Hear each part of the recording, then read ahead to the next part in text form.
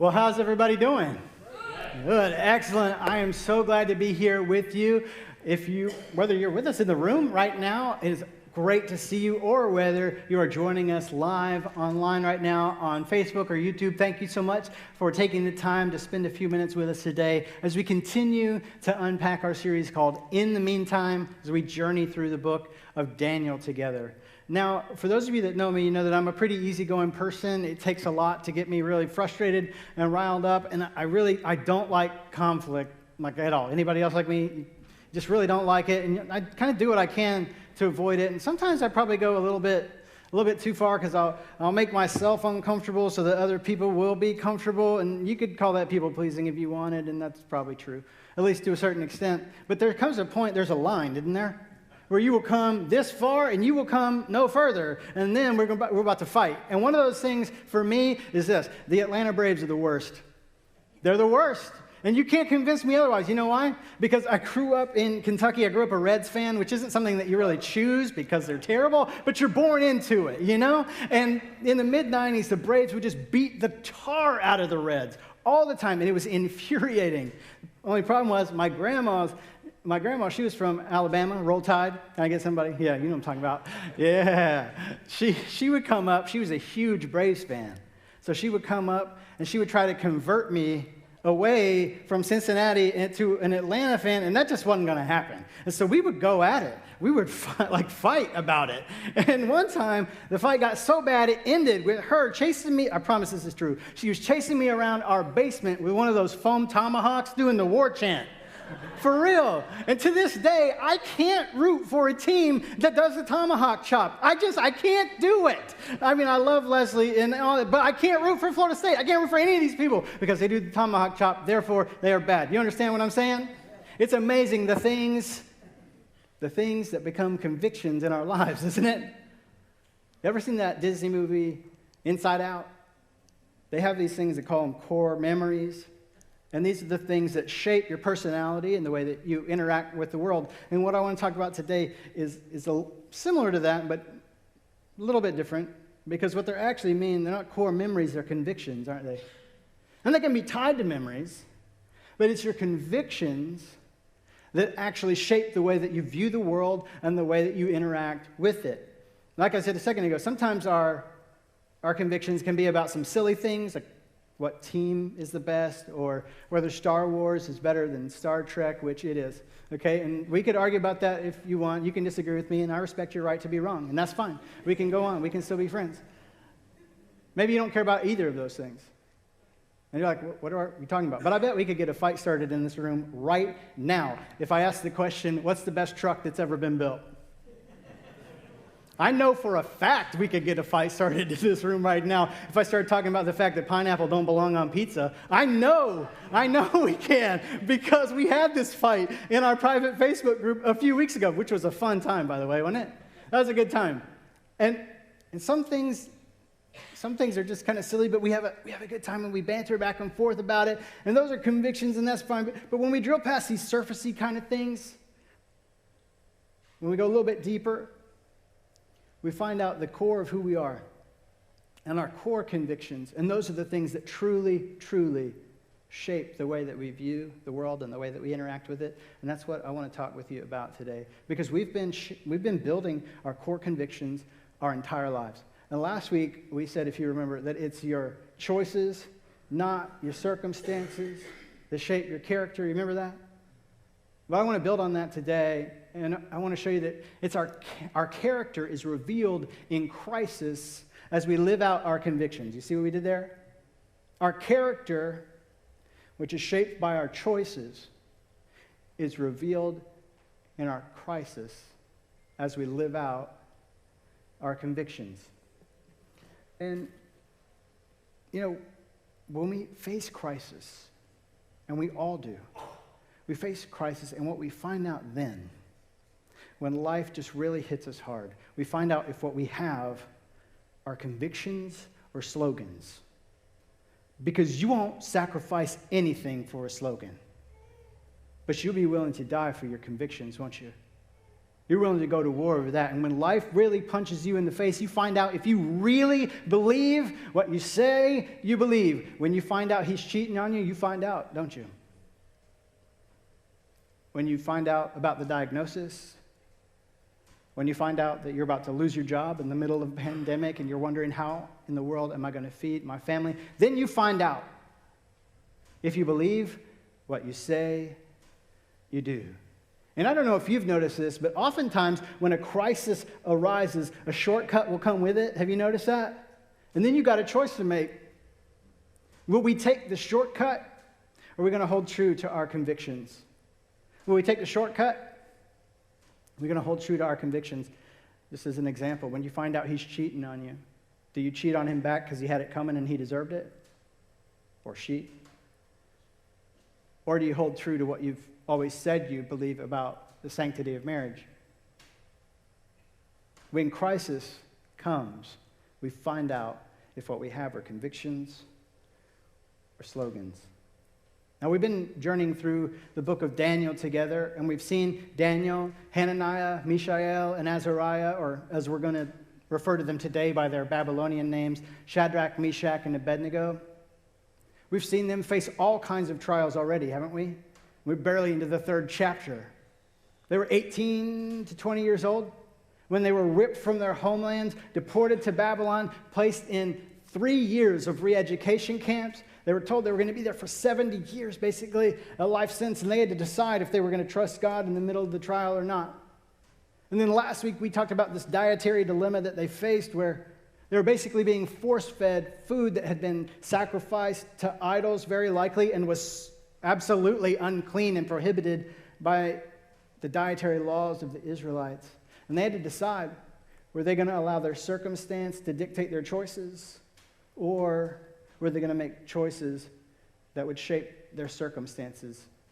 And today, what we're going to talk about, and I don't want to belittle what they did last week, because this was a big deal. But if you'll pardon my phrase, today we're going to turn the heat up to 11, if you know what I'm saying. Because what they were about to face next was unlike anything they'd ever faced before. I don't know how much you know about Nebuchadnezzar, the ruler of Babylon, but this dude was outside of his mind. Okay, he built this giant golden statue of himself, by the way, and then he had musicians from all over the kingdom.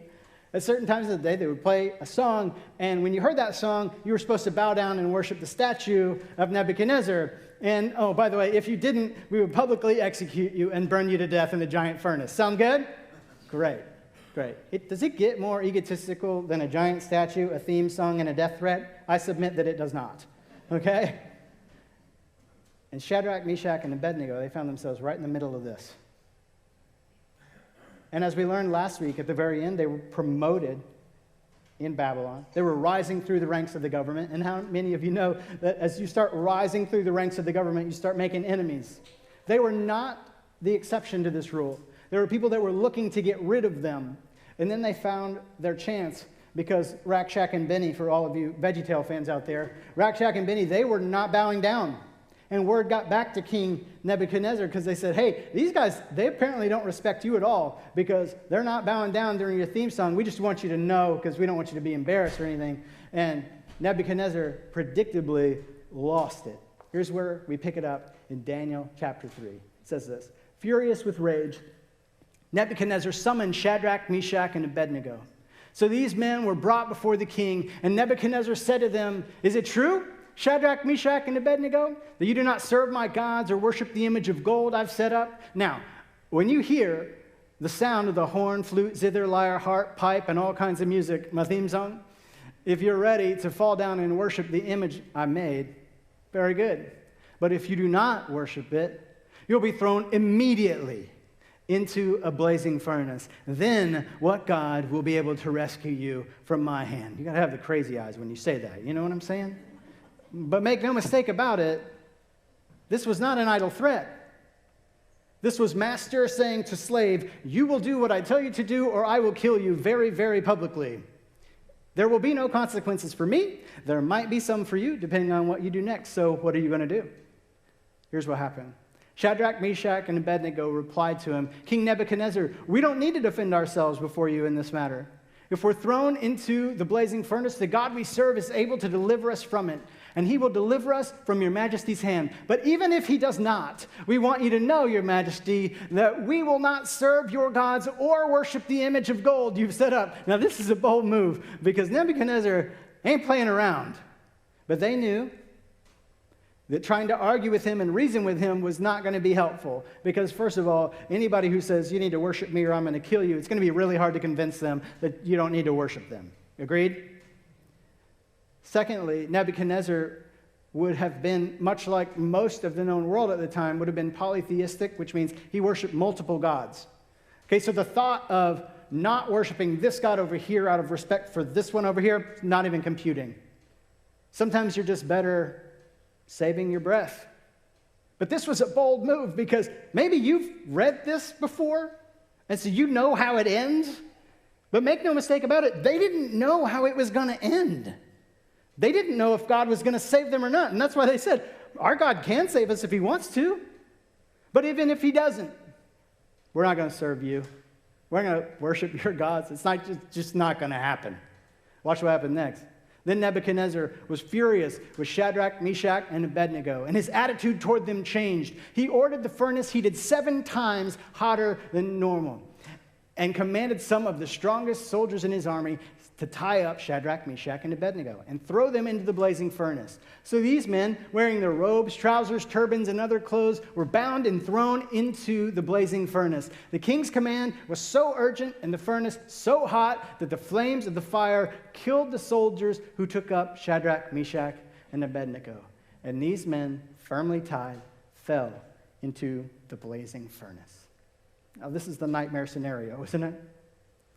Everything bad that could happen did happen here, because they just made a bold stand for God. Right? He's going to intervene, and he's going to save us. And now, wait a minute, we're tied up and we're getting carried off and thrown into something that would have looked like this. This is a lime kiln today, and this would have been something similar. This is obviously not the exact replica of what we're talking about here, but I wanted you to be able to see this so you can get this picture in your mind. And did you notice that they heated it so hot that the guards who tossed them in here died? There's no chance they're walking away from this. This is apparently the end. Yes, God can save us, but apparently he doesn't want to. But I guess here we go. And that's the end, right? No. Then Nebuchadnezzar leapt to his feet in amazement and asked his advisors, weren't there 3 men that we tied up and threw into the fire? They replied, certainly, your majesty. He said, look, I see 4 men walking around in the fire, unbound and unharmed, and the 4th looks like a son of the gods. Nebuchadnezzar then approached the opening of the blazing furnace and shouted, Shadrach, Meshach, and Abednego, servants of the Most High God, come out, come here. So Shadrach, Meshach, and Abednego came out of the fire, and the satraps, prefects, governors, and royal advisors crowded around them.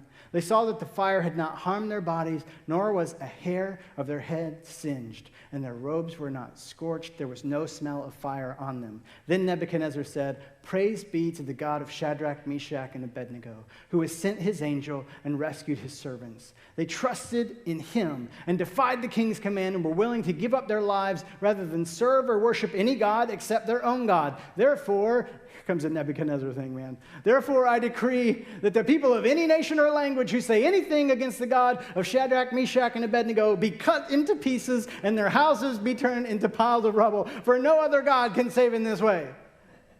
Then the king promoted Shadrach, Meshach, and Abednego in the province of Babylon. You remember like 5 minutes ago when Nebuchadnezzar said, I'm going to kill you, and there's nothing you can do about it. What God is going to save you from me? Isn't it great that he had to answer his own question? Isn't it great? Because the answer to the question, what God can save you from my hand, is the real one. The one who put you in place. The one who knit us together in our mother's womb. The one who gave us fire and everything that we have and can miraculously intervene when he wants to. That's the answer to the question. My God can save me and did save me from your hand. And then Nebuchadnezzar has to say, he's the real God. He's the only one that can save in this way. And in spite of all that, it took some courage for them to say this to Nebuchadnezzar, didn't it? Because, again, not to belittle what we talked about last week, but It's one thing to say, I'm not going to eat that no matter what you say. It's another thing to say, I'm not bowing down even if you chuck me in that furnace over there. That takes something, doesn't it?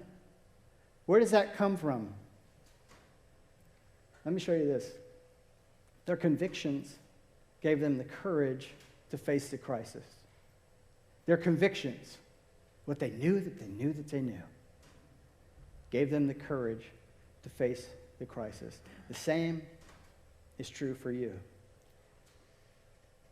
You've heard it said that you can learn a lot about people when you see them going through something really hard. When you see somebody going through crisis, you can learn a lot about them, can't you? You know why? Because your character is revealed through crisis. But let me tell you, it's your convictions that guide you through it. Your character is revealed through crisis, but it's your convictions that guide you through it. You know why? Because that's the only thing you've got left in that moment. Because so often when we find ourselves in the middle of crisis, we feel alone, don't we? We feel abandoned by God. We feel like this is it. This is the end. I'm not living in the meantime, waiting on a brighter day and a brighter future. I'm living in the end times because this is it for me. This is the end. It's over. Maybe you felt like that before. Maybe you feel like that right now. And if you do, I want to just speak to you for a moment. And I want to encourage you that you're not the only one. You're not the only one that feels that way today. You're probably not the only one in this room that feels that way. Whether you're in this room, where we are together, or whether you're joining us online, you're probably not the only one in the room that feels that way. And you're in good company. Because you remember King David? Like Goliath killing David? You remember him? If you've ever read the Psalms, you know that about half of them are David going, God, when are you going to come save me from this mess? Why have you left me out here all alone by myself? When are you going to come fix the problem? You remember Elijah called down fire from heaven on Mount Carmel? Huge victory. Seems like about 15 minutes later, he's in a cave begging God to kill him because he's the only one who loves God. You remember that conversation? You remember when Jesus was hanging on the cross? What did he say? My God, why have you forsaken me? You're not the only one who's ever felt abandoned by God. But what do you do?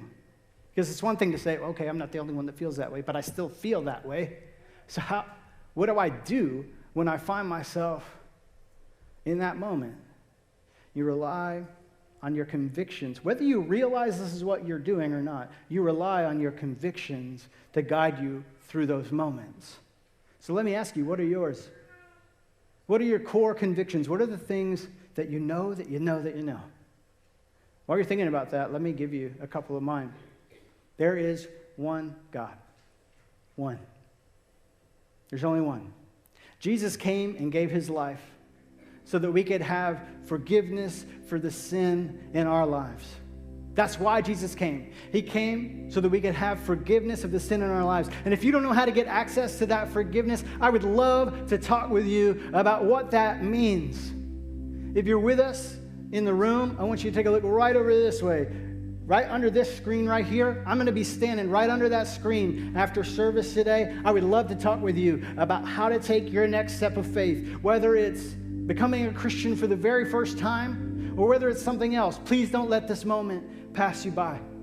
If you're joining us online and you obviously can't walk underneath that screen, take a minute. Don't skip this now. Take a minute and email us at hello, as in hi, hello, at SwissCoveChristian.com. We want to help you take your next step of faith because Jesus came and gave his life so that we could have forgiveness for the sin in ours. And it's only through the grace of God that I have a relationship with him. I owe him everything. And conversely, he owes me nothing. But he will never leave me or forsake me, even when I feel alone. I'm not. Will somebody say that last part with me really quick?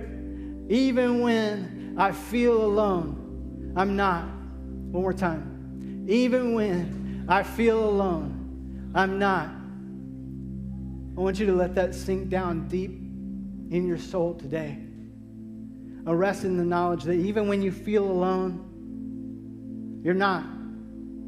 Shadrach, Meshach, and Abednego, they had to decide if they were going to live their convictions or if they were going to cave. And this is the same choice that you have to make today. But you know what I've learned is that it's really difficult to live convictions that you haven't named. So a couple of weeks ago, I asked you to write down the reasons that you trust God. And we said the reason we want you to do that is if you'll list the ways that God has been faithful to you in the past, you'll see your trust in Him in the present begin to grow, and that trust will carry you into the future, the things that you're going to face.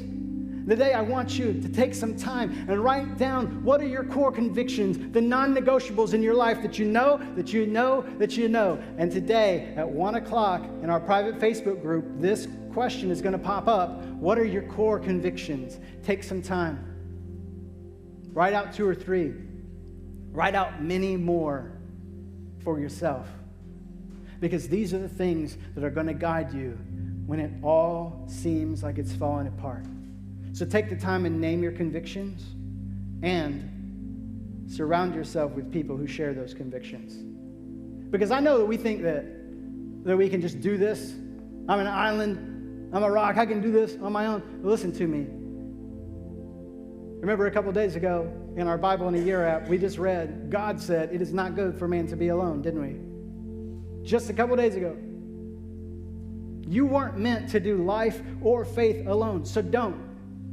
Surround yourself with people who share your convictions. This is what happened in Shadrach, Meshach, and Abednego's life, isn't it? They knew what they believed, and they were surrounded by people who shared those beliefs. This past week on Instagram stories, Perry Noble said this: there are 2 kinds of people, those who throw you in the fire and those who go into it with you. Come on, somebody. 2 kinds of people. Those who throw you into the fire and those who go into it with you. You have both of these people in your life right now, don't you? Now let me tell you something. Whether or not you cave under the pressure or you live your convictions is largely going to depend on which one of those voices is loudest in your life. Who do you allow to speak into you? People who say, I don't even know why you're doing what you're doing. Or people who say, I know it's hard, but you're not alone. I'm going to walk with it through you, and our God is going to walk with us every step of the way. This is what Shadrach, Meshach, and Abednego knew. They knew that just because God was silent didn't mean that He was absent. That just because they were going through something horrific didn't mean that God had left them. And because they were willing to live their convictions, Nebuchadnezzar got to see a miracle of God, didn't he? And no, he didn't convert to Judaism. If you've read the book of Daniel, you know that he didn't. But even Nebuchadnezzar was forced to admit, this is the one true God. And it would never have happened had they caved to the pressure. So what I want you to remember is this: our crisis can reveal Christ in us. Our crisis can reveal Christ in us. And it doesn't mean that everybody around us is going to become a Christian because we walk through the fire, so to speak. But I know this: the power of God has been most evident in my life when I needed His power to get me through the day. Anybody else? If you'll live your convictions, people are going to start to take notice. They're going to ask you questions like, hey, how are you doing what you're doing? How are you walking with such confidence and such courage in the face of a world that seems to be falling apart all around you? And when that question comes, you'll be able to say, I don't know what's going to happen next, but I know that my God will be with me every step of the way. And even if He doesn't save me from this, I'm going to give Him glory anyway. Anybody else feeling that this morning? Would you stand with us now? May we take our cue from Daniel, from Shadrach, Meshach, and Abednego. You remember when Paul wrote to the Philippians, and he said, I don't know if I'm going to live or die, but I know that for me to live is Christ, to die is gain. May we take our cue from them. May we be able to add our names to that list, because we know we can trust God in the trial because He got there before we did, and He's already working it for your good. May we say with confidence, I don't know what's going to happen next, but I'm going to give my God glory no matter what. Whether He saved me from this or not, may His glory fill the earth. Amen.